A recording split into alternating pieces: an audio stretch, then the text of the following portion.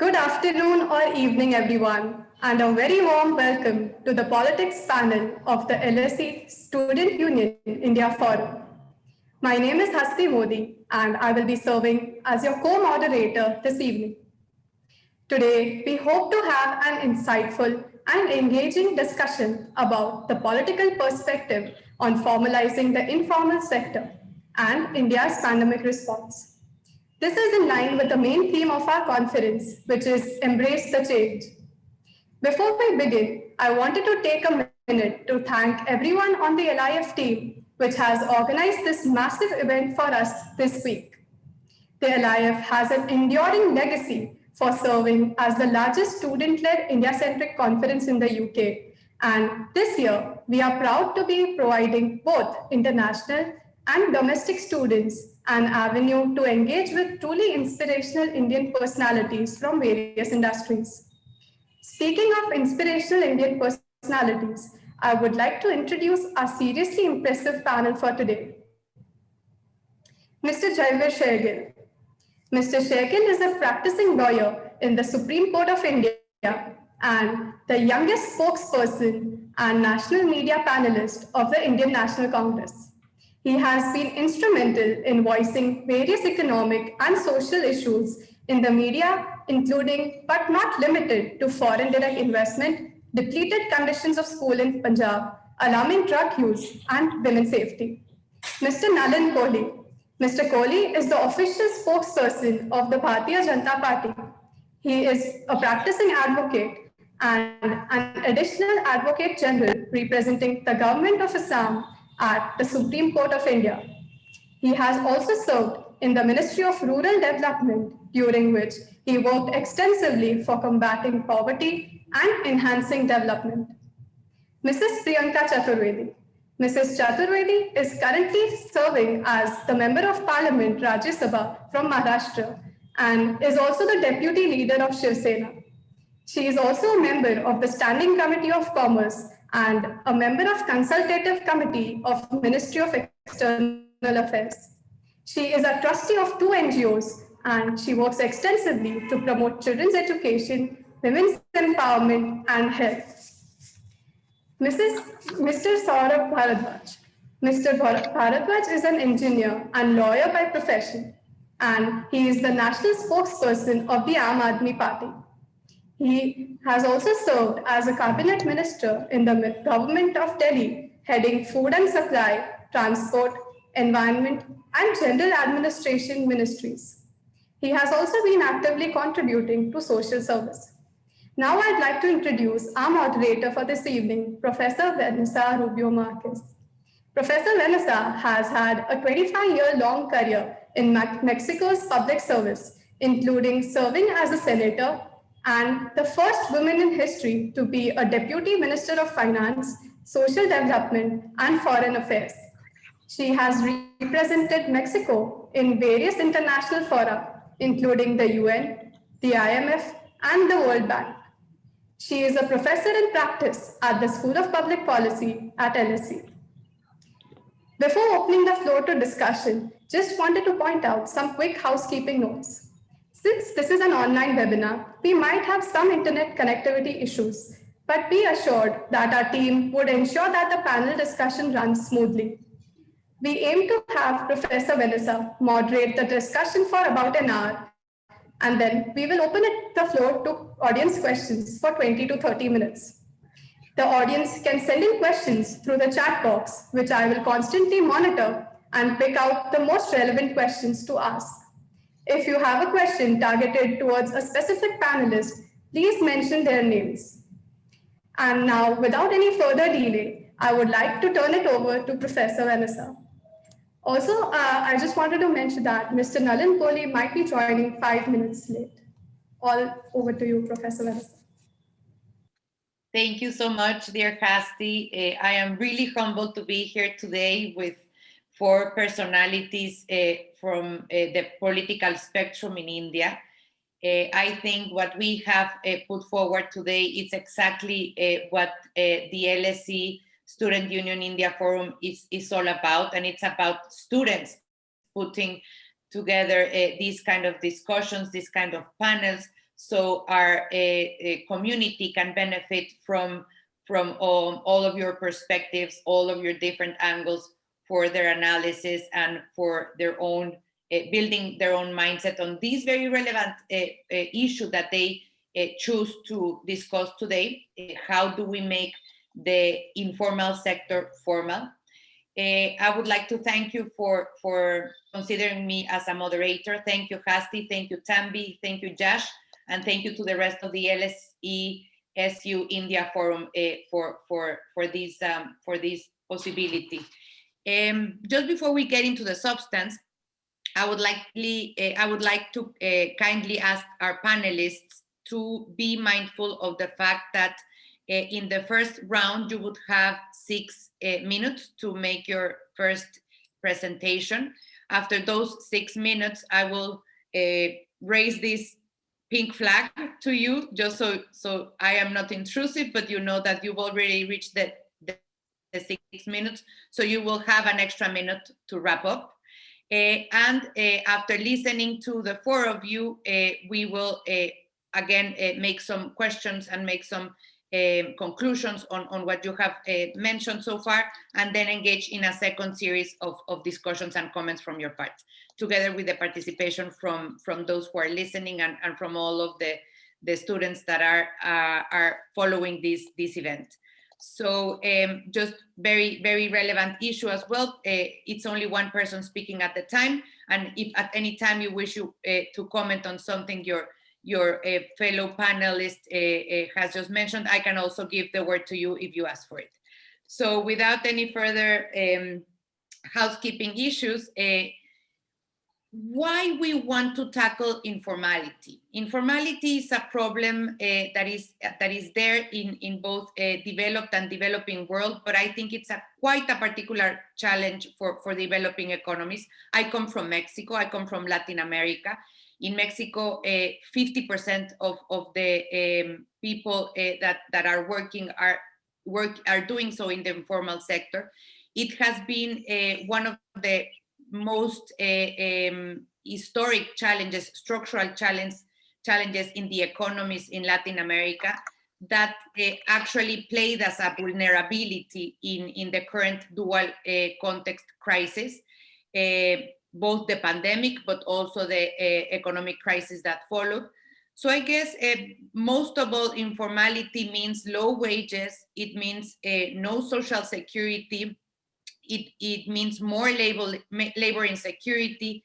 It means the lack of safety nets, social safety nets, less access to financial services, or paying much higher costs for financing conditions.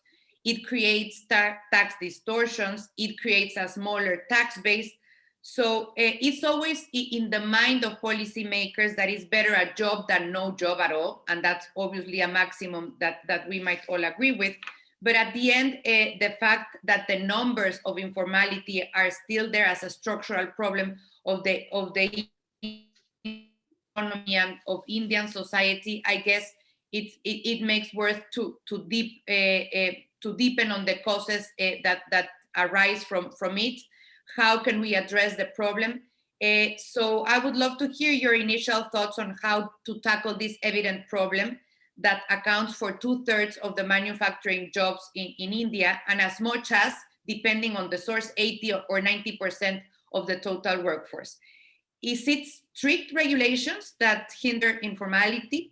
Is it inflexible labor laws? Is it entry rigidities? Is it culture? Is it all of the above? So please, Mr. Shergill, I would love to have your comments at first. And now I see that we have Mr. Kohli in the panel with us. Thank you, Mr. Kohli, for being a part of the panel today. So let us start with your thoughts, Mr. Shergill. Thanks for being here, and apologies for my Mexicanized accent on your last names. So please, Mr. Shergill, go ahead.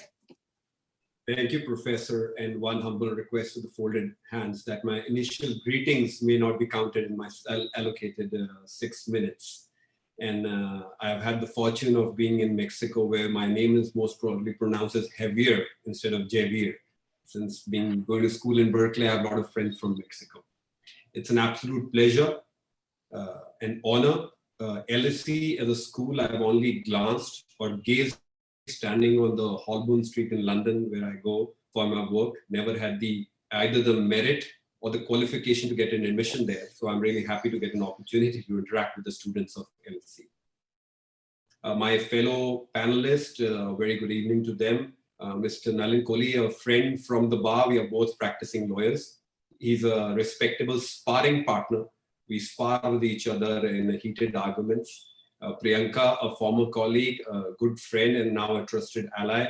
And most importantly, to your viewers, a very good evening. I will not make this about a usual which opposition and the government share a relationship of a government bashing or a critique session. This is a constructive topic to weigh the idea of formalizing the informal Indian economy in the scales of reality. Now, the moot question is the question, how should we formalize, or should we be asking the question, should we formalize the informal economy into formal sector? I'm not an economist like your good self, Professor. My knowledge in economy may be 1/10 of your knowledge, though I'm a lawyer and I'm a pilot. So I will only speak on the political and economical whether we can transition from an informal into a formal sector. So 3 sections, good, bad, and the ugly. The good about transition from informal to formal, the bad and the ugly part about it. As you rightly opened, I think the COVID pandemic has exposed the vulnerability of the informal sector, especially the workforce. From Southeast Asia to South America, it is estimated around 2 billion workers in the informal sector did not get the aid because they don't come into the so-called structured safety net, the targeted audience. History witness, if you turn back the clock, when Ebola happened in West Africa, in Liberia, in Sierra Leone, 2/3 of the households could not even afford to buy a basic plate of rice because they did not get the targeted benefits from the government because they were in the informal sector. Colombia, Indonesia saw the workers protest demanding they should be weaved into the formal sector. So the good part of formalizing is from 2 aspects. The financial aspect, number 1, whether we bring them into the paperwork scheme. They increase their taxes. I'm not a supporter of that. I should put my caveat. The second aspect of formalization is protection to the workforce in terms of health benefits, pension schemes, and target, and I am a firm supporter of that. The second aspect, that is the good part, taxing, increasing, bringing the workforce so that they get the targeted benefits of the scheme. The bad part, as the saying goes, the sunlight of formality is good, formalization of economy. But they say too much sunlight sometimes causes cancer. So is the Indian economy ready for the extreme sunlight of formalization? Because 90% of the labor force is in the informal sector. Now, what is the strength of the Indian economy? The informal economy and the growing middle class. This is the perfect shield which has protected our economy in 2008-2009 financial crisis. It has protected us against whenever the Asian markets have collapsed. India has survived irrespective of the government's weather storm. Somebody called us a slow elephant, somebody called us a roaring tiger, but we were always protected because of the informal economy. So the bad part is India ready to forego its protective shield, which is not dependent on the market nuances, the plays, the foreign direct investments, which is solely dependent on domestic market plays and the domestic rumbling and tumblings. Second, the third part, which is the ugly part, and which our students have to ask, Indian economy, is it in the condition to absorb the formal sector? Is it in the condition to absorb the informal sector? The first medical rule is never conduct a surgery or operation on a patient which is profusely bleeding. You first have to stop the bleeding. Is the formal sector, according to I rest my case, and this is my last point, Indian economy is not in the pink of health to absorb the informal sector into the formal sector. And I'll just give 3 data.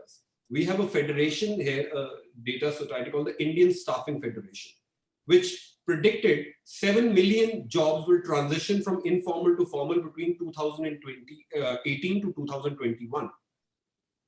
But pre-COVID situation, during COVID situation, in the formal sector, India is witnessing a 45-year high unemployment. The capital, from where I interact with you, from where my friends Nalin, Priyanka, and Mr. Saurabh Bharadwaj are also sitting, I presume. Today, there is a report, Delhi itself, our capital, saw an unemployment rate jumping from 11% to 28%. Amongst women, unemployment rate jumping from 28% to 54%. Amongst men, 8.7% to 28%. So the informal sector has always been considered the fallback, the parachute, to absorb the job losses of the formal sector. So I think today the focus should be strengthen the informal sector while we weather this storm, and in future come back to this question whether Indian economy should be formalized or not formalized. And lastly, they say, there is an English saying, bad examples serve as good warning signs. I will prove in the later discussion and prove India has experimented in the last 5 years two important things: the demonetization and GST, the goods and services tax. These were the two tools which somewhat was, amongst other goals, targeted to transform informal into formal. But rather than being tools of transition, they have ended up being tools of destruction of the informal economy with job losses. Our backbone of the Indian industry is MSME, medium small scale industries. As per the report card which has come, 1 in every 3 MSMEs on the verge of closure. 1 in every 3 MSMEs on the verge of closure. Instead of the transition of 7 million jobs from informal to formal, we have lost million jobs pre-COVID and during COVID lockdown. And last point, as you said, what is it that it debtors? And it's not a government bashing comment I want to make, but the onus is to all governments, whether it was a Congress in the past and the BJP in the future and whoever in the future. The issue is not presuming that the informal sector dodges taxes. The focus should be to tempt them out of the shadows, reduce the compliance cost.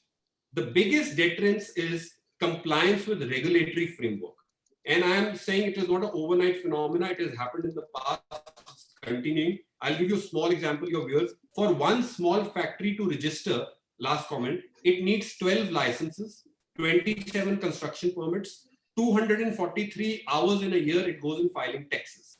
So the policy makers of the day should focus on reducing the tax compliance, the statutory framework, so that we can a realistic shape can be given to this dream. And my last comment for the motion is, I don't support at this juncture transition of the informal economy into formal economy. Thank you so much. Thank you so much. And definitely Javier is much easier. So thank you, Javier, for your comments. And I think you posed very relevant topics. I think the aspect on whether even asking the question, not only how do we formalize, but should we formalize, no? And if we are able to formalize, then the hows and the whens are very relevant. Some of the issues that we teach our students in the School of Public Policy is that not only the hows matter, but also the implementation matters, and the progressivity and the sequencing of implementation is relevant. So let me go now to you, Mr. Kohli, for your initial comments, if you wish, and then we'll keep on listening to the rest of the panel prior to having a general idea of all of your thoughts and comments. Thank you so much. The floor is yours. Well, good evening, and it's a pleasure to be here. I hope my audio is okay, because for some reason my laptop didn't work, so I'm on my phone. But I was going to, with your... We hear you perfectly. Thank you. So I was going to request, perhaps let's hear the other panelists, because I would be treated to be on the government side. And if I need to respond to any of those specific things thereafter, it might become easier. Otherwise, it may become, I leave it to you, but I think that might be easier, because Jaiveer has raised a few questions that I would like to answer at the end, in addition to what I do. I'm sure Priyanka would have a set of questions, and I'm sure Saurabh would have a set of points. So it makes it easier if I do it at the end. So that's what I would suggest. We have several iterations, so you will have time now, but you will have also time subsequently. So since the program was announced like this, I prefer to stick to the program. Okay. I have no issues. My bosses are the students. Yeah, I'm okay. That's okay. We all learn from each other and from students even more. So thank you, Mr. Let me give an overview first. If you look at the transition or the buildup of the Indian economy from 1947, when we become an independent country, right up to 2021, distinctly, we need to bear in mind that after colonization, India was an impoverished country with virtually no manufacturing or organized sector in that sense. So the challenge before our first Prime Minister, Jawaharlal Nehru, was to somehow establish manufacturing. And we chose the public sector model, which was broadly, if I may say, without being an economist, the Soviet model, in which we brought in also planned economic development through planning commission, a body. Now we need to understand that India is a federation of states. So you have a center, but the action is where policy may be made in terms of a national implication. Because our constitution divides all subjects into 3 lists. The first being the union list, which is subjects on which only the central government can legislate through parliament. Then you have a state list, subjects that exclusively fall in the domain of states. And then you have a concurrent list where there's a joint sort of jurisdiction of both sides. So in that period of planning commission, the planning commission used to decide how much fund would broadly go to each state. Now, this worked through the 50s, 60s, and it reached a peak in the 70s when India was seen to be an extremely high taxation destination, at one point over 90% of personal income tax. It used to be called legacy-wise license Raj, which means everything in India was manufactured under a quota. If a car was manufactured, let's take Hindustan Motors or the Ambassador or Padmini, which was the Fiat model, licenses were given for manufacturing only a certain number of cars per annum. So demand was always high, quality was suffering. You couldn't in any way manufacture more than that, and every car was sold out. Things started changing then, broadly, economically speaking, in the 1980s, when we had again, and you have to bear in mind that between 1947, virtually till 1980s, the Congress party, where Jaiveer is from, was the dominant party. Then we move into a coalition era, and since 2014, after a gap of 30 years, we have a single party, which is the BJP. So we had, during Rajiv Gandhi's time, which was the Congress government, an evolution towards the seeds of telecom and computerization, which was resisted at that time. And in 91, when we started facing economic crisis, and that was the famous period when India had to pledge its gold before the Bank of England because we didn't have enough for our imports. The government of Narasimha Rao, Prime Minister Narasimha Rao, and Dr. Manmohan Singh, as the finance minister, brought in liberalization. So this, according to me, in terms of economics or the economy, is that watershed moment where from 93 onwards, in a continuum, government after government have broadly pursued economic development under a liberalized mode. And the effects are there to see. We are working to move higher up in terms of the global economy. Now that brings us to the next question, the informal sector. So that background was important. And I would say that government after government has worked on that. And now we have Prime Minister Modi's government. And for whatever criticism it is, we do believe that India is seen as a bright spot in terms of foreign direct investment. Our foreign exchange reserves are unprecedentedly high at levels never imagined before. We have, foreign portfolio investments, foreign direct investments. Of course, Corona and the pandemic has been a major issue globally. But as an economy, if I look at the stock indices, they are very high. There was contraction during Corona, but there's a rebound taking place. So that's one part of the story. Now let's get to the informal sector. Some people would say that India essentially has been an informal enterprise economy because enterprise is within the Indian blood, if I may say. And I'll give an example. Take the sale of vegetables by an ordinary vegetable vendor who may be what people would call illiterate or uneducated.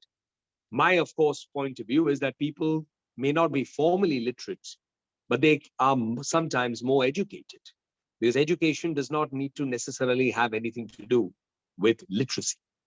So this person sells vegetables, a perishable item, without any refrigeration, knowing there is wastage in a climate that is tropical, big differences in terms of the temperature daily, and is able to still make her ends meet. That's why I'm trying to laud what is the Indian enterprise, that one is able to work and earn their living from it. The formalized sector has always been smaller. However, what happens with the informal sector, and that's been a focus of government after government, is how do you reach out and build their social net?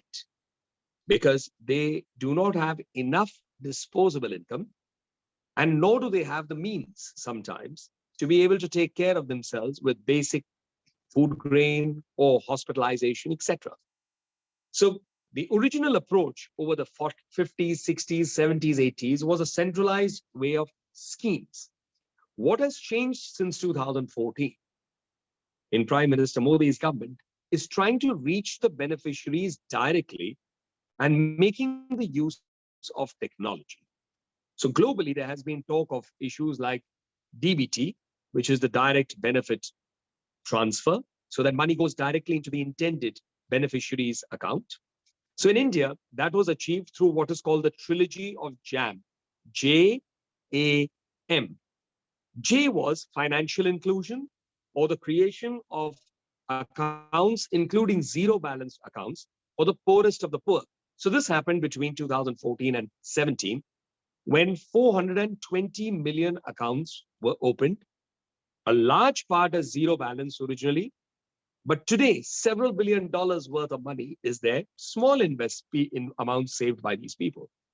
But that is linked to Aadhaar, something that was started by the Congress government, taken further by the BJP government. And Aadhaar is now a sort of a unique identity reaching out to 99.99% of Indian citizens. The third is M, mobile telephony, linking these two with your mobile telephone. India, again, is a massive telecom market. And in terms of smartphones, we probably have close to 400 million smartphones today. Internet, all that's reality. And I said that this seeds of internet and telecom was laid during the 80s under Rajiv Gandhi, then taken by successive BJP governments under Pramod Mahajan, that time Prime Minister Vajpayee, and it's been continuous for all governments thereafter. So in the pandemic, if I may give you an example of some figures, reaching the informal sector. Just 1 minute, please, for your initial comments, to stick to the time. Thank you. Yeah, that's why. Yeah, thank you. So in the pandemic, if I may give you some figures of how there has been an attempt to reach out specifically to the poorest of the poor, is almost 420 million people received financial assistance during this pandemic in 2021 to the tune of about $10 billion. 90 million farmers got money directly into their accounts. There are 3 transactions, but one of them happened in this period. 200 million women specifically got money in their accounts. 20 million building and construction workers, and this is across India. It's not, any particular region. 100,000 metric tons of food grains has been distributed to almost 72% of the population. So that's a large sum. 85 million women got free gas cylinders, LPG cylinders, liquefied petroleum gas, during the pandemic. Now, this is what we believe our government has been working of reaching the intended. So since you say about the informal sector, Jaiveer has spoken of what his views are on pros and cons of it. I'm merely adding further to that conversation to say that reaching out to the informal sector is a national priority of government after government. And certainly under our government, we will put out these figures to say that, yes, we are making it more robust, more focused, and ensuring that we can eliminate ghost beneficiaries, eliminate corruption and leakage through the trilogy of Aadhaar numbers, bank accounts, and mobile telephone. Thank you. Thank you so much, Mr. Kohli, for these initial comments. Definitely, you've set a very interesting scenario at the beginning, not only of the different roles, the different stakeholders at the federal, national, local, the economic model until the 1990s, and how this has been intertwined with the political party system, the macro data that you referred to. And I think one can highlight from the comment you made about how informality is addressed through direct programs that go directly to people. You mentioned a series of direct transfers that have been made throughout last year and this year that are continued for specific groups of the population targeted. And I think it's one of the issues that we should be discussing in this panel in the coming minutes. It's basically how to reduce the vulnerability of those in informality, because of course, as you mentioned, that informality comes a lot from not having a social safety net that is intrinsic to being informal, to the condition of being informal. But let us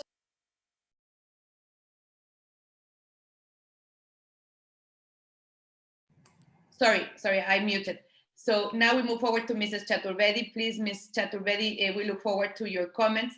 And I will ask the rest of the panelists if they can mute their microphones so we can listen to Mrs. Chaturvedi. The floor is yours, please. Thank you so much, Professor. It's indeed a pleasure to be part of this enlightened panel and getting the views of both the national parties making case for the works that have done over the past few years. Post-independence, I'd rather say. What I'd like to mention here, as a member of parliament, there are a few things that need to be highlighted. The most important, and I'm someone who would always work for bringing informal sector into the formal sector, simply because the pros far outweigh the cons that have been spoken about. And the reason why I say this is simply because India till now has no data, no formal data, to know how much of our economy, those employed in the informal sector constitute as part of our economy. Half of India's GDP comes to the informal sector, while assumptions, I would say Niti Aayog says, Niti Aayog is our planning commission, renamed as Niti Aayog. It says around 85% people are employed in the informal sector. Economic survey of 2019 says there are about 95% people employed in the informal sector, and makes a big case of prioritizing bringing the people who are employed in the informal sector to formal sector, simply because during COVID-19 lockdown, India saw one of the, I would say, wanting to help out the migrant laborers, but not having enough data to reach out to each and everybody. Data suggests, and the International Labour Organization has estimated that around 40 crore Indian workers, migrant workers, were pushed into further poverty due to the COVID lockdown. We could not reach out to each one of them as much as the government did try, as much as Nalin ji has spoken about the JAM, Trinity, etc. But there was a whole section of migrant laborers that as government, we could not reach out to. And that is a problem that needs to be addressed. Around 350 million people, Indian workers, were impacted due to the lockdown. 200 million of them happen to be women. And I bring women in the context because it's very important that they go unheard, invisibilized almost, about the agony, the pain, and the loss of jobs that they went through. The reason why I make a case for formalizing the sector, bringing them into the formal economy, is because you provide them a safety net. You also ensure that social welfare measures that are taken reach directly to those who need it. Of course, India did start these welfare schemes. Unfortunately, every government, with maybe good intentions, etc., try to reach out to the weakest of the society, people who need our help, but could not do so. By bringing more transparency into the system, by ensuring that welfare measures are targeted directly to those who need it rather than getting wasted in the process. We had a time when the sitting Prime Minister of the country had, he had admitted that while we send out 1 rupee, what reaches out to the person is around 35 odd paise. By bringing in DBT, which came before 2014, if I may correct Nalinji, of course, they took it to another level post 2014. A direct benefit transfer to accounts came before 2014. And it was also through giving people identity cards like Aadhaar. It's very much like the US Social Security number, the Aadhaar cards that were handed over to every single resident, not citizen, resident of India.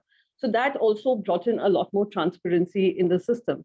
How we can bring them into the formal sector is something, and why I make a case for formal sector, besides the widening of social welfare schemes reaching out to those who truly need it, also widening the tax base.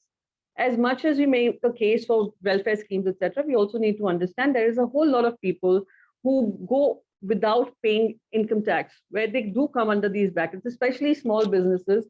And by streamlining the processes for these small businesses, by getting them, by taking them into confidence and making them believe that they'll be contributing better to the economy if they become a part of the formal economy, where people who are employed with them get the benefits of provident fund, they get healthcare benefits, they get maternity benefits. That becomes very important. So that is something that we can do. How can we do that? But, by providing them with more liquidity, providing policies which incentivize them to choose being a part of the formal economy rather the informal economy. And I think COVID lockdown taught us all these lessons. The most important lesson is to create a database. I believe the government of India is in the process of creating a portal where they will have all these people registered, the skilled labor, unskilled labor, and then create policies which reskill them, which train them, which make them more aware of technology so that they are employable, they end up getting better wages. And these are things which we really need to look at. And it is something that is the need of the hour for India. And any government measures across political parties, we must understand that our country will only move forward when those who deserve welfare schemes get it. It's targeted. It is not riddled by corruption. There is transparency. And we try and bring as many, we're looking at a 90% number, 90% informal economy. How do we reduce it actively and proactively? That, I think, is the need of the hour. And these are some pointers which I feel can help assist and bring women workforce as well as the informal workforce into the formal economy. Thank you. Right on time, as I was about to raise the pink paper. Thank you so much. Thank you so much, Mrs. Chaturvedi. Very interesting topics that you added to the table. I definitely agree, and literature at large, international literature at large, I think would weigh in, underlining that the pros outweigh the cons of formalizing. And I would like to see them perhaps not as cons, but as challenges. Always when there's a new policy being implemented, and in the hope that it's a good public policy, an effective public policy, and a sensible public policy, there will be challenges that we need to address in all of our countries, in all of the different circumstances. But it's always positive in general terms to formalize informality. I think you also put forward a series of other aspects in terms of the specific groups of the population that you need to be mindful of, their specific circumstances when doing this formalization process. You've mentioned migrants, you've mentioned women, I think we're going to be having the president of the World Bank address our students in a couple of weeks, and I am sure that he will touch on the issue of their last report, saying that basically women and girls are basically the main losers in this dual crisis of the COVID pandemic and the emerging economic crisis. So how do we address this? And also the fact that we need to all of these social programs that have been devised over the last years in all of our countries to address vulnerabilities, to address specific needs by the vulnerable population or those being made vulnerable for specific circumstances. I think databases account for a lot of the transparency and the accountability we need in our countries to also to create awareness by the population and to make them know that the public resources and the taxpayers' money is going to X or Y, and they have a certain track of those resources, no? Because I think it's something that the population worldwide is not only asking but demanding for. And finally, the aspect of training and skills for those who want to move to the ladder of formalization, I think it's a very relevant topic. But now let's move forward to the comments of Mr. Bharadwaj. Please, you have also 7 minutes, 6 minutes, and an extra minute that I've been giving everyone to make your comments. And then I will ask Hasti to put some comments that are already there in the section of questions of our panel, so we can move forward to a next round. And I will start exactly the opposite, so we can have a different, a different set of speakers. So thank you so much, Mr. Bharadwaj. The floor is yours. You're muted. You're muted.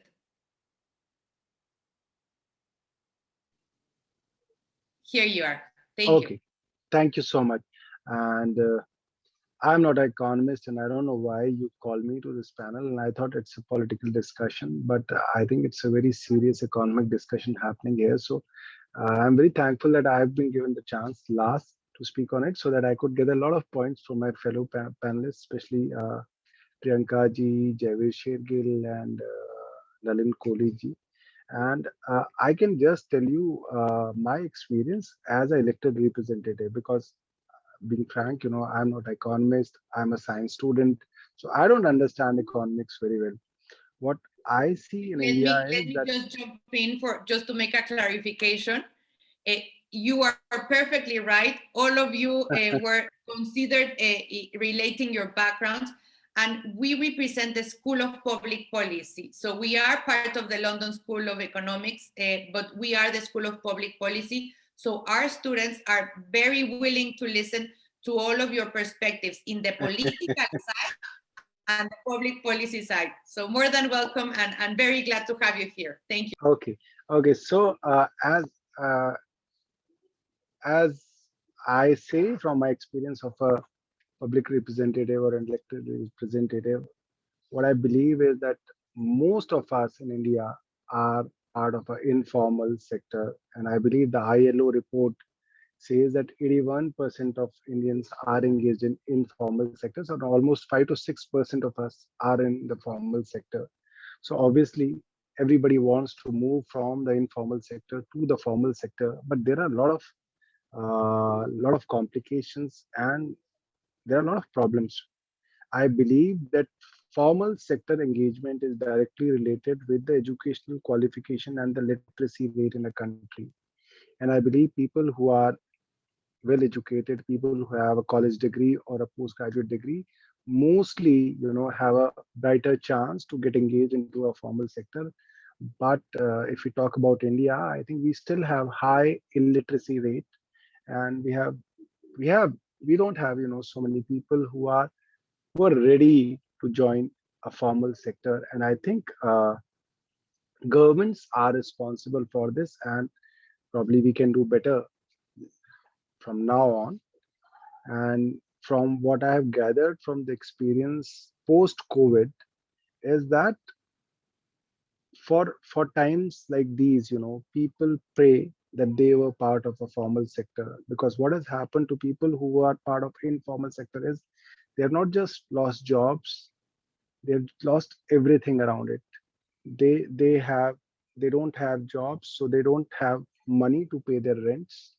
They have to go back from places like Delhi, Mumbai, or whichever cities they were staying in, back to their villages, and they are not able to come back because they don't have formal jobs. They are not part of any formal sector. And I think even people who are part of formal sectors have faced some hardships, but most of them who are in informal sectors, they don't know what will they do. They are not able to pay fee of their kids. Like, I sit in my MLA office for, like, if I sit there for 3 hours, I'll get at least a dozen of parents. I'll get at least a dozen of parents who will come. Mostly ladies will come. I don't know why gents will not come. Mostly ladies will come and they'll say that my husband is sitting at home for last 1 year. We have not paid our rents. We are somehow managing things. We have not paid school fee of our kids. The school is asking for fee and we don't know what to do, and they want me to write a letter to their school management to forgo their fee, but that doesn't happen. So it's a very bad situation. So from today's perspective, what I see, I believe that we wish that a lot of people were employed in the formal sectors, but the current government has tried to transition from informal sector to formal sector. This is what I believe they tried. And the first thing what they tried was that they discontinued currency notes above 500 rupees, which they call it demonetization, note bandi. And what I know from our Prime Minister's speech was that after this demonetization, there will be huge growth in the formal sector. And nothing like this happened. We see that crores of people, who were dependent and who were at least earning their livelihoods in the so-called informal sectors, they lost their jobs, and a lot of them, died. And we, as an economy, I think it is now 2021, and this demonetization came probably 3-4 years back. We, as an economy, have not been able to recover from demonetization. So I believe transition from informal to formal sector is needed. But I think we need experts who can tell us as a country, who can tell us or who can guide us as an economy. How do we transition from informal to formal? So because that didn't happen for us when we talk about demonetization. And then the next year, I think the same government tried to force a uniform tax system on the country, which they called GST, and that was celebrated in the Parliament of India at midnight. That here starts a new country, here starts a new economy, one country, one tax, and all kind of things. But I think even that, I think it further destroyed the economy. And because I'm not an economic student, so I don't know whatever the Prime Minister says. We believe that probably there is something, there is some basis to it. So it was believed because there was a lot of, there were a lot of television interviews by the finance minister, by the government officials, by the spokespersons, that now we are converting our informal sectors into formalization, and slowly, there will be a lot of economic boom. The GDP will grow, but nothing like this happened. So I think there is a desire and there is a need to convert or to transition this economy from informal to formal, because it comes with a lot of benefits. But the way we are trying to do it in India, I think we need some experts. We need some experts who have who have knowledge of economy, who have some experience how it happens. I think we as a country, we are lacking, either we are lacking those experts or we are not taking advice from those experts. Because I believe there are a lot of people from India who are teaching economics to the whole world. They are winning Nobel Prize for economics, but I don't know whether we are taking any advice from them or we have our own sources. Now, the third thing is the recently the parliament recently enacted 3 laws which basically tries to formalize the agriculture sector of India, and it basically tries to bring in big corporates into farming. So the big corporates would try to get into farming through contract farming. They will have capacity to basically store food grains, and then they will basically control the whole food chain, whole supply chain, and they will sell these food grains, dals, wheat, all the agricultural products in their own probably uh, food markets, or they will have their own food marts, and they will try to sell them through multi brand or single brand retail. But the farmers who can or who could have got any benefit out of this formalization, they are opposing it. They believe that in the name of formalization, we will be turned or we will be converted into the slaves of the big corporates. So I think the government intends to formalize things, but due to the track record of the current government, the people, especially those who are employed in informal sectors, they have trust issues with the government.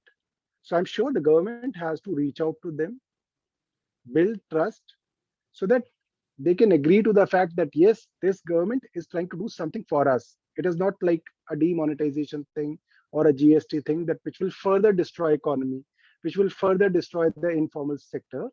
It will basically help them get a better life. So I think that can be gained, that trust can be gained if you get renowned economists to back the ideas of the current government. That will bring a lot of credibility to the moves of the current government. And I think that's all I want to say. I don't have any questions on the intention, but I think there are credibility issues. Thank you. Thank you. Thank you so much, Mr. Bharadwaj. I think you also added some more flavor and some more interesting issues here to the topic we're discussing today. If I may underline some of them, I think that you ended on a very relevant note, which is something also pervading the whole of the world and the governments in the world, is how to build trust in terms of the policies and politics that are being applied. How do governments today reach out to their populations to build that trust, to create ownership in the process of policy building, but also politics as a whole? How can transition to formality be done in an effective way, in a way that people perceive that they're getting the benefits from that transition? And one thing I also I think one should add from your comments is that, and also linked to what Mr. Kohli mentioned previously, I think that one thing we learned as a world in this crisis in 2020 is that different to other crises before, fiscal support to address the pandemic and to create safety net for the vulnerable, for the unemployed, and to preserve jobs, basically everywhere in the world was done regardless of people being formal or informal. So that brought a different idea of how social policy works. But nevertheless, we had the structural problem of informality that needs to be addressed and that needs to be advanced in the coming years. So I would pass on the word to Hasti. So Hasti, if you can please make a summary of the very relevant questions that I'm looking at now, and you might have some others directly sent to you via email. So please, if you can post the questions that the audience have, and then, as I promised, I will go the other way around this time. So I will start with Mr. Bharadwaj, then with Mrs. Chaturvedi, then with Mr. Kohli, and then with Mr. Shergill. So please, Hasti, if you can give us the pulse of the audience on the questions they have. Thank you. Thank you very much, all panelists and Professor Vanessa, for the thoroughly enriching discussion so far.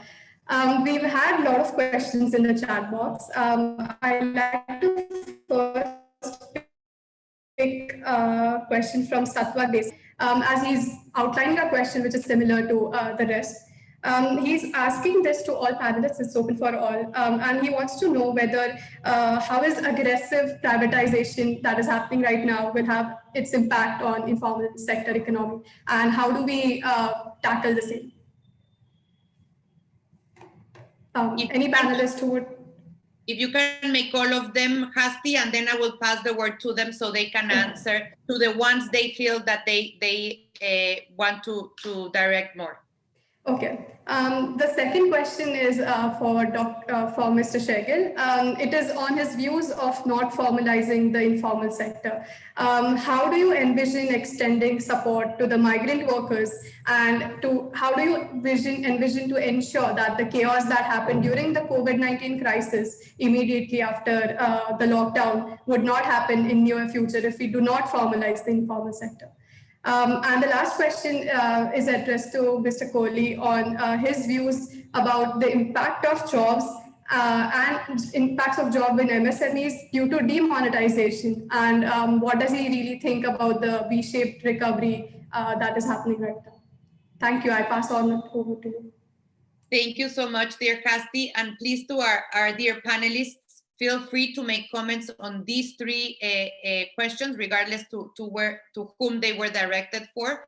And also, please be free to make your comments on everything that has already been said by your fellow panelists so far.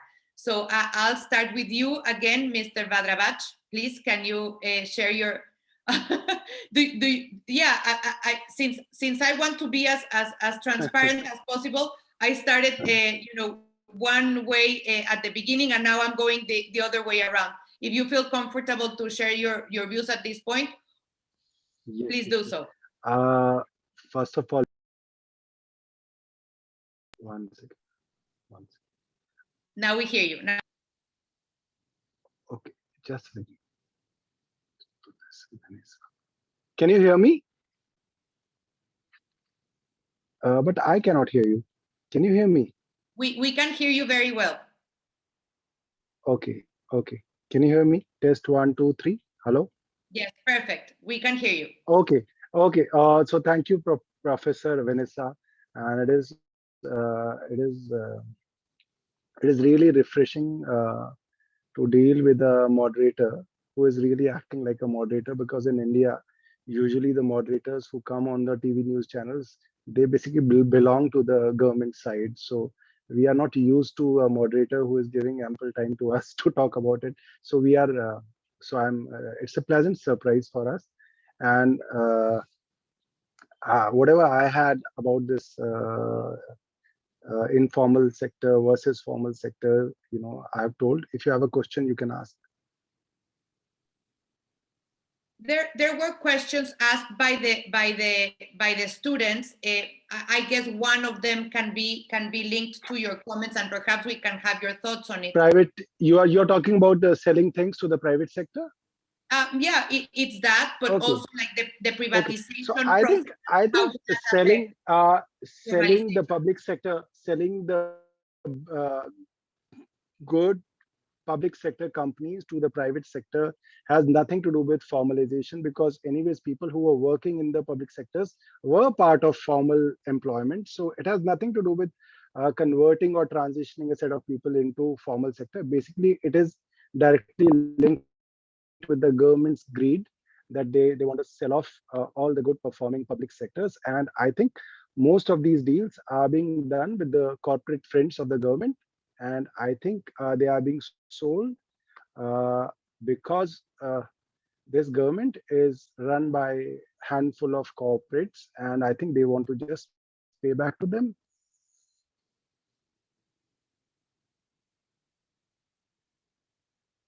Thank you for your comments on this, Mr. Bharadwaj. And now I will turn on to Mrs. Chaturvedi. Please, Mrs. Chaturvedi, the floor is yours. Considering can the rest of the panelists mute their microphones so we can only listen the speaker? Thank you so much. Thank you. Thanks, Professor. Just a point that I'd like to make, considering we have lots of students from LSE as well as other places joining this important discussion where they really are keen to understand how India and India's policies work. I will definitely keep my politics out of this. There are some places where we need to keep our politics aside because this is about the nation. As far as privatization is concerned, privatization is not something new, but what I also believe is that privatization cannot speeden up the process of formalizing the economy. What privatization is doing is infusing more funds into existing companies, or trying to expand those companies, or trying to bring in technology, trying to bring in investing money for them to be able to profit here. Any government which is involved in businesses has to also ensure that they have created a huge employment network, that those who are already employed in these companies do not become jobless all of a sudden, because privatization leads to severe circumstances at times and is driven for maximum profiteering. So those are concerns which need to be adhered to. You have joblessness at its peak in India at this point in time, and I would say a lot of that has to do with post-COVID recovery. At the same time, we cannot push our agenda, the government's agenda, to infuse more capital by bringing in private players and making them majority stakeholders. For instance, today, whole day today in the parliament, we were discussing the insurance bill, where we are giving allowing them to investors, FDI, to bring in about 74%, invest in insurance companies, where they can, own majority of the stake. So those are concerns which we need to really understand and need to evaluate, have all stakeholders there, because we have seen banks going on strike, bank workers going on strike. We'll see insurance workers going on strike. We've seen railways going on strike. India can't afford to do that. India has to, whatever privatization it does, it has to be in a staggered manner. Not all privatization is bad. However, privatization also has to keep in mind those they have employed and the employment opportunities that might diminish, because a private company might want to prune, once you privatize it, they might want to prune the entire process. So those are concerns which the government, I think, of the day needs to address. Thank you, Mrs. Chaturvedi. Definitely, coming from a country in Mexico that did a huge privatization process in the 1990s as part of its insertion to the world economy, to the free trade agreement with the United States and Canada, and to being part of the chains of value, both regionally and globally, I can definitely say that privatization can be good, should be good, but at the same time, all of the nuances and the steps and the ways those privatization processes take place make a difference for the for the medium and longer term. Definitely. So I will pass now on the word to Mr. Kohli, so maybe we can hear to your comments. Thank you so much. Professor, how much time do I have? Because I have another challenge. I was told that this would be till 8:45, and I have another engagement coming up. There are some political comments also that I need to respond to, as also the questions. So I just need to know how much time do I have. I'll try to finish it in that. I understand, and if you want to take also another set of 6 to 7 minutes, it would be excellent. I don't need, yeah. So I'm there till about 8:45. I can extend it by another 5 minutes, but I have a challenge after that because I have another engagement. We understand your engagement, and we appreciate the question first. Thank you. Let me answer the question first. Privatization is not new. And first, let me clarify, the railways is not being privatized. Certain trains are going to be run by private operators like routes. With regard to banks, we've had a legacy, and everything bad in India didn't begin in 2014 when there was a change of government. And everything good is also what I pointed out. There are lots of good things for which our Prime Minister, Mr. Narendra Modi, in 14 said, I recognize the good work of the previous Prime Ministers because as a country, we move ahead. That's why my opening comments was recognizing what all has happened, what's the journey. And I'm sure whenever there's another government, they will also be taking the journey ahead because that's how government is about. So privatization at the moment of banks and all, it's about amalgamation of banks. It's about also ensuring that banks become profitable and don't shut down. We've had a series of smaller banks issues in the last 1 year, where the governments have had to step in, and they affect people, citizens of India. So I think, there is no sale to corporates of the government because that's a charge that comes against every government, I think. And every government does what is in national interest has to be done. But I'd like to address 3 or 4 things.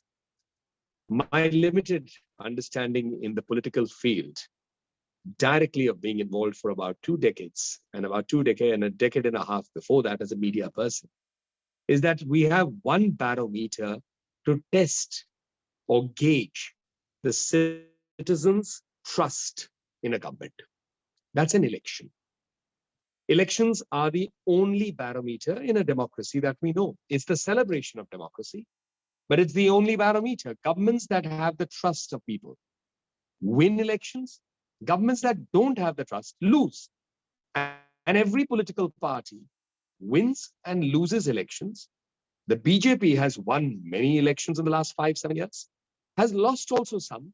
The Congress won for decades. They have also won while the BJP is in power in certain states.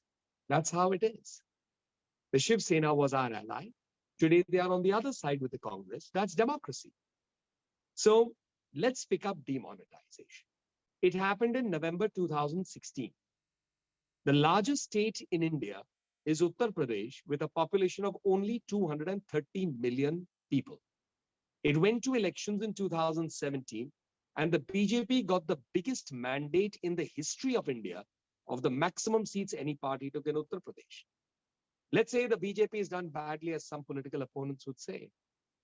We won 2019 on a greater number. So, I mean, elections are won on multiple reasons. I'm saying demonetization destroyed the economy. It beats my logic, even as a non-economist, that people are destroyed economically and they vote back a government. It doesn't make economic sense. That's why my figures in the beginning were, yes, Priyanka's correct. Direct benefits transfer, everything as concepts took up. And she's right when she says, which is what I'm focusing on, that we've taken it to a new scale. 420 million bank accounts never opened for the poorest of the poor. 85 million women having free gas connections given by the government. Never happened. It's the scale that has happened in this government. Some things may have started, but not scaled. So, that's the second part. Let's come to GST. Because this topic is on formalization. Before GST, India had only 6.5 million companies, small, big, whatever, registered for some kind of tax. Some kind of tax. State tax or central tax. With GST coming in, within no time, this number doubled, went up by 100% to 1.3 million. And it's growing. GST collection started at about less than $10 billion a month. And the states do get some revenue sharing as an arrangement. Today, in the pandemic, after the pandemic, which is the V shape, GST collection is the highest ever. Because we are plugging the leakages. And I think that point was made probably by Priyanka or Jaiveer, I don't know. That leakages take place and we can't have assistance for the informal sector if we don't expand the tax base and at the same time make tax collection more robust. So that's also part of the story. Of course, my political opponents, whoever, I appreciate those and we are not making it partisan. Wherever we can, there are exceptions. But the fact of the matter is, states have benefited. Some states are not benefiting so much, but nothing stops state governments where BJP is not in power to come up with their own schemes for what they deem fit. That's what people elected for.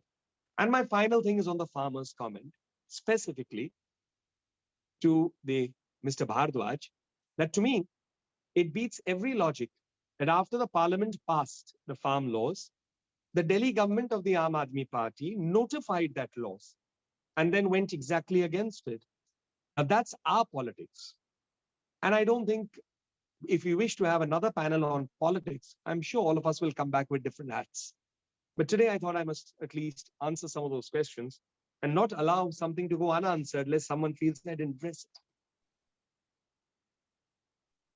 Thank you so much, Mr. Kohli. And of course, I'm sure we will have more questions and more elements to the discussion. And I will ask our kind students that created all of this fantastic discussion to follow up with you, with your offices, so you can have the input and the feedback from the students. So finally, we will go with you back again, Mr. Shergill. Javier, please, the floor is yours. Thank you. It's always safest to begin the first and to be the last one to end. Insightful comments from all my panelists, colleagues, Nalin, Saurabh, and Priyanka. 3 or 4 points. Firstly, let me clarify.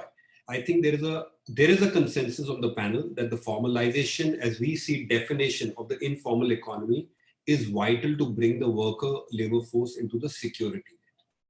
But the formalization, as understood in political parlance, and my friends will agree, in India has more to do with people being more tax compliant, more paperwork, and more regulatory. So my limited point was that right now that we are not at the absorption stage, because the salad bowl of the formal economy is rather rotting because of the unemployment figures, and we can't absorb more people from the informal sector.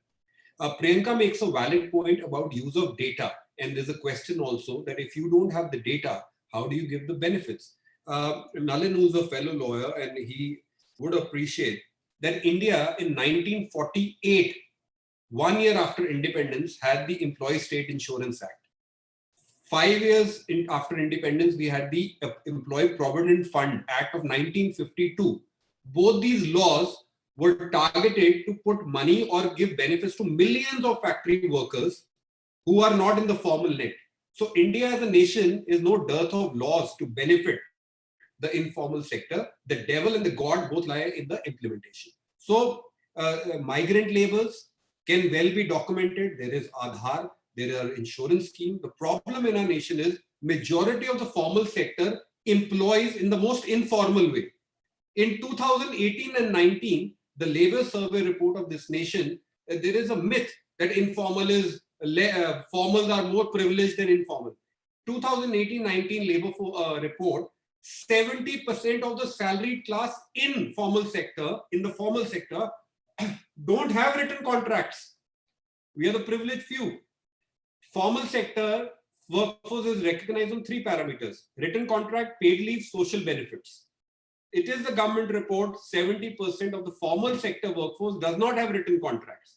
39.2% of the total workforce of India, of the formal sector, which is only 10% of the total workforce, does not have any 3 benefits: paid leave, maternal, paternal benefits, and written contracts. So the devil is not bringing informal into formal. The devil is the implementation of existing law, which is ample to cater to both the categories.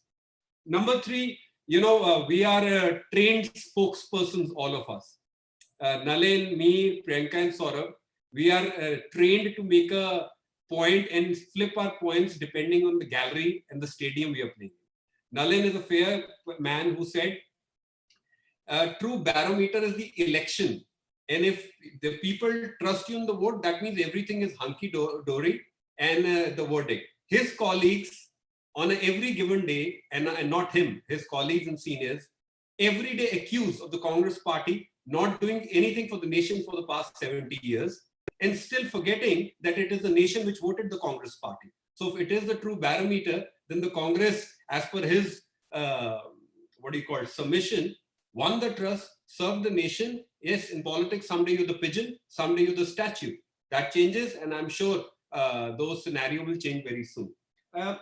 Lastly, GST numbers were through. Look, I'm not into getting into political mudslinging. UK, where the LSE is, there is a Wage Protection Act where the finance minister gave 80% of the labor workforce salary will be funded by the government. US, there is a CARES Act, US CARES Act. In Japan, $930 given to every account. In Brazil, $120 given into every account. If Mr. Kohli's statistics is right, and I'm not again political minded, then it's a case of operation successful, patient dead. Despite all this, why are we having 45-year high unemployment is the question we need to answer. And also, despite all of this, Mr. Gadkari, who's a minister in the government of India, in February itself made a statement that GST may be great, but because of GST, the debt of the government towards the medium and small scale enterprises is 6 lakh crore, which is owed to the MSME. The government is not ready to transfer GST dues to the states, which they are required to do by law. So the point is, the economy, as the voters speak for themselves, the number speaks for themselves. Lastly, to the question of the audience, that Mr. Shergill, if the economy is not formalized, how do you ensure the benefit transfer to the protection? I am for the formalization as long to give them the social security benefits. There are laws in India. The devil lies in the implementation. I am not for bringing them into the tax net because as per document, 40% of the economy contribution, 40% comes from the informal sector through indirect taxes. And lastly, right now, how our current environment economic is, we will be closing businesses. We will be losing more jobs if this Damocles sword of formalization is swung on the head of these migrant laborers, small enterprises, big enterprises. And that's my limited point. It has to be a gradual and a painless transition and not a bulldoze which has to be run. Thank you so much. Thank you so much. I think we have had an excellent view. This is an open discussion, of course. Dear students, thank you for choosing such a complex, relevant, pertinent as ever, and indeed very interesting topic. And I am sure that the passionate and the very insightful contributions we have experienced today from our dear panelists show that there's interest on this topic and there's very different ideas on how to implement this in the future in the case of India. It has been a fascinating discussion, one that I definitely have enjoyed chairing, and I am sure that our audience will benefit from in the coming months. And as I agreed, and if you agreed with me, I will share also the rest of the questions that have been shared by the community, so you can have it, so you can engage with those who ask the questions. The London School of Economics and Political Science understands about politics, about different visions, about different standings, and the fact that the world has diverse points of view is something that we appreciate a lot. I think that I wouldn't even dare to conclude on any note. I think all of the inputs are there to stay with us in our mind. But I think that definitely formalization is about being visible, and being visible indeed implies complying with laws and regulations, tax of course included. But regardless of the fact that formalization is a goal worldwide, and it's difficult to argue against it, it's very important always when one thinks about formalizing in any economy, in any nation, that we see context, that we see political context, that we see national context, that we see local context, that we see economic context, and this is exactly what we've seen today, the richness of the Indian context that I'm sure that our students will benefit from. So on my part, I just want to thank you so much. Thank you, Mr. Shergill. Thank you, Mrs. Chaturvedi. Thank you, Mr. Bharadwaj. And thank you to Mr. Kohli that had to leave to another commitment. But I am really thankful for your presence, and thank you, my students, for choosing me to preside over this very interesting discussion on formalizing informality in India. So I'll pass on the word to you, dear Hasti, and thank you all. Thank you so much, Professor. Just before finally concluding with our conversation, I wanted to open a question for all of you all, whoever wants to pick it up. What is one message that you would like to give to the bright young minds of the LSE and also the broad audience at large who's listening to us, and the serious achievers who want to enter politics and the field of public policy in India specifically? So who begins first? Jaiveer, would you want to take that? I think, that's an interesting question. And both me and Priyanka, we were former colleagues, as I said earlier, but both of us don't come from any political family. And that's more of a hard place and a hard journey to reach where you are. And I think for the young students, to Chris' message, don't believe everything you hear, read, write, research, question. That is number one. Number two, politics is a game of snakes and ladders. Make sure your spine is strong, your back is strong, your resolve is firm, because one day you can be in a board at 99, you can be stung at a 0. Number three, India needs you, country needs you, but you need to have a strong foundation, firm footing, and a conviction to be in politics.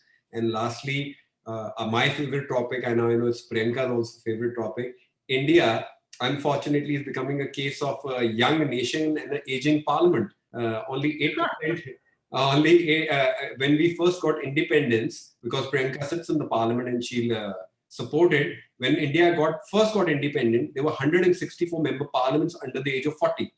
When we reached 1980s, that number dipped to 100. In 2021, that number is not even 10%.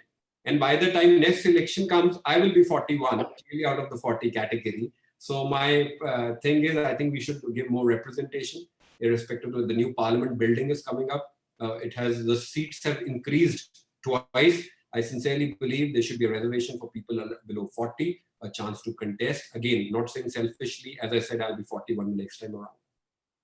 So I'll leave it to Priyanka if she has to add. So Harsi, thank you so much. And Professor Vanessa, thank you so much for this enriching conversation that we've had. And I can assure all the students who logged in that this was a tough topic, which even made me research and come across as slightly more intelligent and slightly because I get told a lot, but most of the time women end up facing a lot of these barbs that how can you talk about the economy? How can you talk finances? How can you talk numbers? Because we're supposed to be dumb and we better not try it. So I worked doubly harder to come across to make this conversation relevant.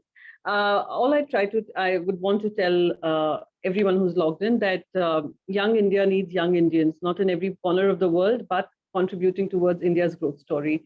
And when you are empowered with good education, sound knowledge, and when you give us these tough conversations to have, then I think you're totally in charge, prepared, and ready, I would say, to take on the world. And we would really want, whenever someone talks about having young blood in politics, like he said, like Jaiveer mentioned, both of us come from non-political background and we've made our own path. So the only thing that I was geared up for was not giving up. And that is something that all of us should begin with. The mentality of being in a tough situation, having fewer numbers that show that women as well as men from non-political backgrounds can make it big, can reach somewhere, only comes with an attitude that you're going to be strong and you're not going to give up. So that's the attitude I'd want all the students to have. Surely, thank you so much. Both of your views were quite motivating, and personally, even I wish to join politics after enriching my brain at the LSE first and after a lot of experience. So you've really motivated me to continue on the path, and of course, I believe the others would have felt the same. I sincerely thank all esteemed panelists, Professor Vanessa, and all the participants, and especially the LIF for this platform to discuss and come together. Thank you so much. Thank you. Thank you. Bye-bye, everybody. Bye-bye.